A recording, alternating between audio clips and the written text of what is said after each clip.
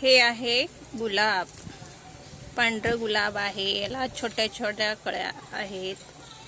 तर मस्त फुटलेला आहे, त्याच्यामुळे त्याला कळ्या आहेत. कळ्या आलेल्या आहेत, छान असं फुटलेलं आहे. प्रत्येक फांदीला कळी आहे. छान अशा कळ्या मोठ्या व्हायला लागल्यात आपल्या गुलाबाच्या झाडाच्या. मस्त सुंदर अशा कळ्या आहेत.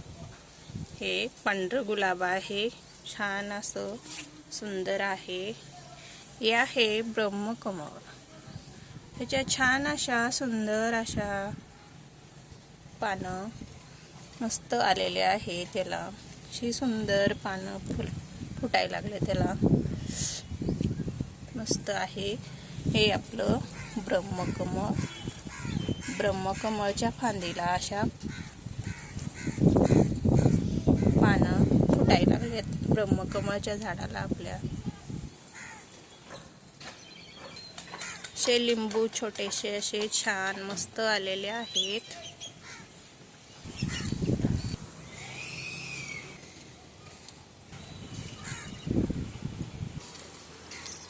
डाळिंबाच्या झाडाला फुलं असे छान आलेले आहे डाळिंबाचे. हे वांग्याच्या झाडाला हे वांगे छान असे आलेले आहेत. दोन वांगे आहेत आणि फुलं आहेत झाडाला वांग्याच्या.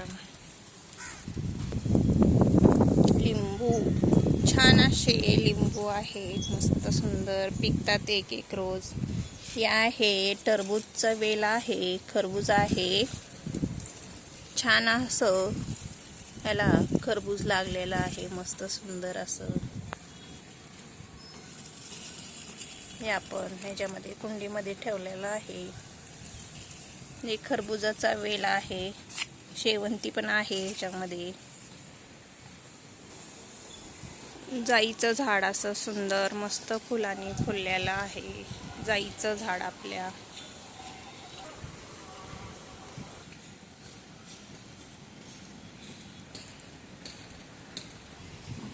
हे आहे लिक्विड फर्टिलायझर. आपण केळीच्या सालपटापासून हे फुलं, केळीचे सालपट याच्यापासून आपण हे फर्टिलायझर बनवलेलं आहे. छान असं फर्टिलायझर आहे.